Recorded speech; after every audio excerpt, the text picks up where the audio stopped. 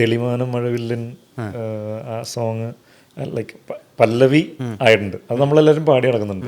ബാക്കി മ്യൂസിക് മാത്രമേ ഉള്ളൂ, അനുപല്ലവി ആയിട്ടില്ല. അൽഫോൺസ് കുറേ നാളായിട്ട് ശബരി അടുത്ത് ചോദിക്കുന്നുണ്ട്, എടാ അനുപല്ലവി എവിടെ.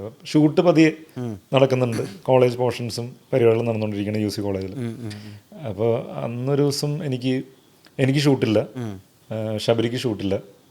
അപ്പം അങ്ങനെ ഞങ്ങൾ റൂമിൽ ഇരിക്കുകയാണ്. അപ്പോൾ ആ സമയത്ത് പെട്ടെന്ന് ഡോറിൽ നോക്ക്, എൻ്റെ ഡോറിൽ നോക്ക് ഞാൻ തുറന്നത്തേക്കും ഞാൻ നിവിൻ്റെ റൂമിലാണ് ശബരി കിട്ടി എന്ന് പറഞ്ഞിട്ട് പോന്ന് പറഞ്ഞിട്ട് എൻ്റെ അടുത്ത് വണ്ടിയുണ്ട്, ഒരു സെൻ എടുത്തിട്ടുണ്ട് ഞാനന്ന്, യെല്ലോ കളർ സെന്ന് അന്ന് സിനിമയിൽ നിന്ന് കിട്ടിയ ചെറിയൊരു ഇത് വെച്ചിട്ട് എടുത്തതാണ്. അപ്പോൾ വണ്ടി എടുക്കും പോ രാജേഷിൻ്റെ അടുത്തേക്ക് വന്നിട്ട് പോണത്തറയിലന്ന് രാജേഷിൻ്റെ വീട്ടിൽ സ്റ്റുഡിയോ സെറ്റപ്പൊക്കെ ഉണ്ട്.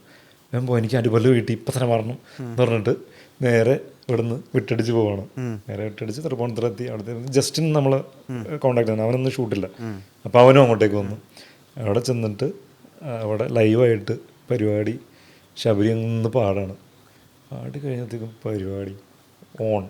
അത് ഭയങ്കര രസം. ഞങ്ങൾ അവിടെ ചെന്ന അപ്പത്തൊട്ട് പിന്നെ ഈ റെക്കോർഡ് ചെയ്ത പരിപാടികൾ ഇങ്ങനെ പാടിക്കൊണ്ടിരിക്കുന്നു. ഞങ്ങളിങ്ങനെ ഫുൾ ഓൺ ഇതന്നെ പാടിക്കൊണ്ടിരിക്കുന്നു. മലരേ നിന്നെ കാണാതിരുന്ന അത്രയും എന്താ പറയുക. അന്ന് സായി അഭിനയിച്ച് തുടങ്ങി കഴിഞ്ഞു, സായിനെ കണ്ടും തുടങ്ങി, അതുപോലെ തന്നെ അഭിനയം നടന്നുകൊണ്ടിരിക്കുകയാണ് പാരലലി അവിടെ. ആ സമയത്താണ് അപ്പോൾ എല്ലാവർക്കും മലർ അല്ലെങ്കിൽ സായി അഭിനയിച്ച് കഴിയുമ്പോഴത്തേക്കും ഭയങ്കര അന്നേ വർക്കാണെന്നുള്ളത് നമുക്കറിയാം. നമ്മൾ പെർഫോം ചെയ്യുന്ന സമയത്ത് തന്നെ സായി ഭയങ്കര ബ്യൂട്ടിഫുള്ളായിട്ട് അല്ലെങ്കിൽ ഭയങ്കര അടിപൊളിയായിട്ട് മലറിനെ ക്യാരി ചെയ്യുന്നുണ്ടെന്നുള്ളത് നമുക്ക് എല്ലാവർക്കും മനസ്സിലായി. നമുക്ക് തന്നെ ഓട്ടോമാറ്റിക്കലി അവിടെ ഷൂട്ട് നടക്കുന്ന സമയത്ത് തന്നെ മലറിനോട് ഭയങ്കര ഒരു ക്രഷും പ്രേമവും അങ്ങനത്തെ ഒരു ഇതാണ്. അത്ര ഇതിലാണ് നമ്മൾ നോക്കിക്കൊണ്ടിരിക്കുന്നത്. അത്രയും ബ്യൂട്ടിഫുള്ളായിട്ട് അവർ പെർഫോം ചെയ്തിട്ടുണ്ടായിരുന്നു. ആ ഒരു ഇതും കൂടി നിന്നിട്ട് ഇപ്പോൾ ഓൾറെഡി സായി അവിടെ ഉണ്ട്, മലറുണ്ട്, മലരാരാന്നുള്ളത് നമുക്കറിയാം. ഇതിൻ്റെ ഒപ്പം തന്നെ ഇവൻ നിന്നങ്ങ് പാടാണ് ശബരി. അപ്പോൾ ഭയങ്കര ഫീലായിരുന്നു. അത് എനിക്ക് വേറെ ആർക്കും അല്ല, അത് കിട്ടിയിട്ടുണ്ടായിരിക്കും. എനിക്ക് ആദ്യമായിട്ട് ചോദിച്ചിട്ടുണ്ടോ, അതായത് ഒട്ടും കൺവെൻഷണൽ ആയിട്ടുള്ളൊരു നായികയല്ല സായി പല്ലവി അന്ന് കാസ്റ്റ് ചെയ്യപ്പെട്ടത്. ഇന്ന് അവർ രൺബീർ കപൂറിൻ്റെ ഇന്ത്യയിലത്തെ ഏറ്റവും അധികം കോസ്റ്റ്ലിയസ്റ്റ് പ്രൊഡക്ഷൻ ആയിട്ടുള്ള രാമായണിലെ നായികയാണ്, സീതയായിട്ട് അഭിനയിച്ചുകൊണ്ടിരിക്കുകയാണ്. എന്താ അവർ അത്രയും സ്പെഷ്യലായിട്ട് കണ്ടതെന്ന് എപ്പോഴെങ്കിലും ചോദിച്ചിട്ട് എന്താ ഡിസ്കവർ ചെയ്ത് അവരിൽ എന്ന് ചോദിച്ചിട്ടുണ്ടോ? റിയാലിറ്റി ഷോ വിജയ് ടി വിയിൽ ഇവർ ഡാൻസ് കണ്ടിട്ടാണ് അൽഫോൺസ്. അത്രയും എനർജിയും ഇതായിട്ടുള്ള ഡാൻസായിരുന്നു അതിൽ. അൽഫോൺസ് പോലെ തന്നെ ഭയങ്കര ഫാനായതാണ്. അന്നേ ഈ പറഞ്ഞ പോലെ കാസ്റ്റ് ചെയ്യണം, അല്ലെങ്കിൽ ഒരു സിനിമ ഇറങ്ങുമ്പോൾ ഇവരെ ഇതിൽ എന്തെങ്കിലും കാസ്റ്റ് ചെയ്യണം എന്നൊക്കെ. അൽഫോൺസിന് ഡാൻസ് ഭയങ്കര ഇഷ്ടമാണ്. അവൻ പണ്ടേ ഡാൻസ് കളിക്കും, അങ്ങനത്തെ പരിപാടികളൊക്കെ ഉണ്ട്. അപ്പോൾ ഡാൻസ് കളിക്കുന്ന ആൾക്കാരെ ഭയങ്കര ഇഷ്ടം. അന്നേ നോട്ട് ചെയ്ത് വെച്ചിരുന്നതാണ്. അപ്പോൾ അങ്ങനെ നമ്മൾ സ്ക്രീൻ ടെസ്റ്റിന് ഞാനൊക്കെ പോയിട്ടുണ്ട്. കോയമ്പത്തൂർ ഞാൻ ഉണ്ട്, സായിയുടെ വീട്ടിൽ സായിനെ കാണാൻ പോകുമ്പോൾ ഞാനൊക്കെ ഉണ്ട്. ഞാനുണ്ട്, ആനന്ദുണ്ട് ക്യാമറമാൻ, ശബരി ഉണ്ട്, അൽഫോൺസ് ഉണ്ട്. ഞങ്ങളൊക്കെ പോയിട്ട് അവിടെ പോയി സായിയുടെ വീട്ടിൽ നിന്ന് ഫുഡൊക്കെ കഴിച്ചിട്ടാണ് വന്നത്. ഒരു വെജാണ്, വെജ് ഇതാണ്. എത്രയും അടിപൊളി വെജ് ഫുഡ് ഞാൻ വേറെ കഴിച്ചിട്ടില്ല കേട്ടോ. ഉഗ്രം ഫുഡായിരുന്നു. അവരുടെ വീട്ടിൽ നിന്ന് ഫുഡൊക്കെ കഴിച്ചു. അതുപോലെ തന്നെ സായിയുടെ ചുമ്മാ വീഡിയോസും സംസാരിക്കുന്ന വീഡിയോസും അതൊക്കെ എടുത്തിട്ട് പോന്നു. അങ്ങനെയാണ് പിന്നെ ഫിക്സ് ചെയ്യുന്നത്. അന്നേ അപ്പോഴേ തീരുമാനിച്ചായിരുന്നു. കാരണം അത്രയും ഭയങ്കര ഒരു ഓറയും ഒരു ഗ്രേസും പരിപാടികളും ഉണ്ടായിരുന്നു. അപ്പോഴേ ഫിക്സ് ചെയ്തിട്ടുണ്ടായിരുന്നു മലർ സായി എന്നുള്ളത്. അപ്പോൾ ബാക്കി ഇതിനായിരുന്നു പിന്നെ പണി, ബാക്കി 2 ക്യാരക്ടേഴ്സ് സെറ്റാവാനായിട്ട്.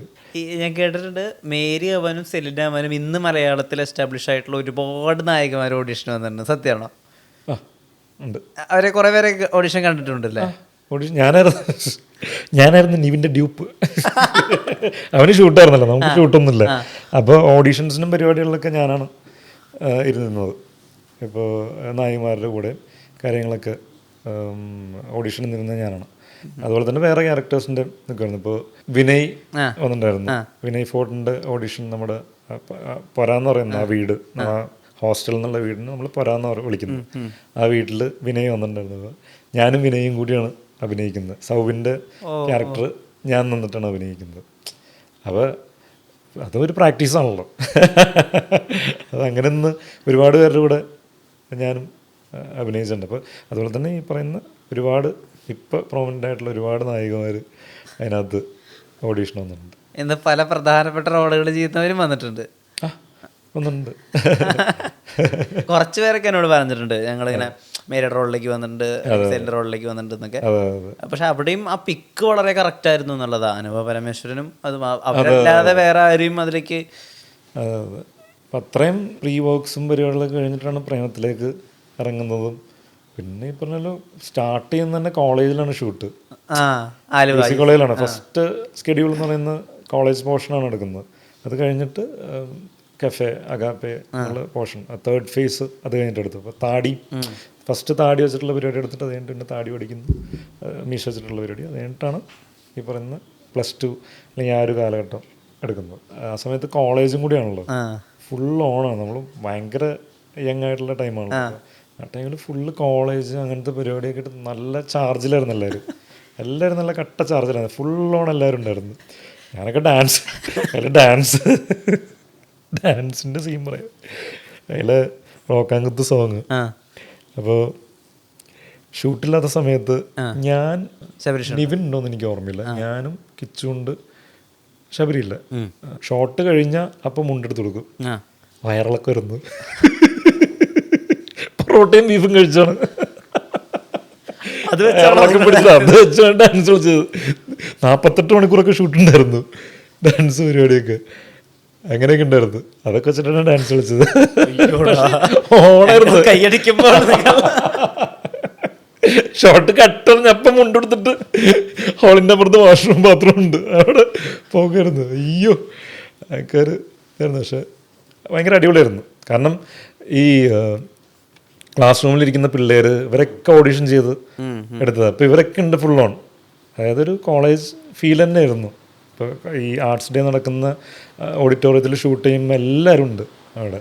അപ്പോൾ ശരിക്കും ആർട്സ് ഡേ നടക്കുന്ന പോലെ തന്നെ പരിപാടി തന്നെയായിരുന്നു. നമ്മൾ സ്റ്റേജിൽ നിന്ന് അതുപോലെ തന്നെയാണ് പെർഫോം ചെയ്യുന്നത്. ഡാൻസ് ഫുള്ള് കൊറിയോഗ്രാഫി ചെയ്തിട്ട് ഫസ്റ്റ് ടേക്ക് തന്നെ ഇതുപോലെ തന്നെ എല്ലാവരും അവിടെ ഇരുത്തിയിട്ടുണ്ട്. അവിടെ നിന്ന് മറ്റേ നാഗരയിൽ പാട്ടിടുന്നു, കേട്ടൺ പൊങ്ങുന്നു.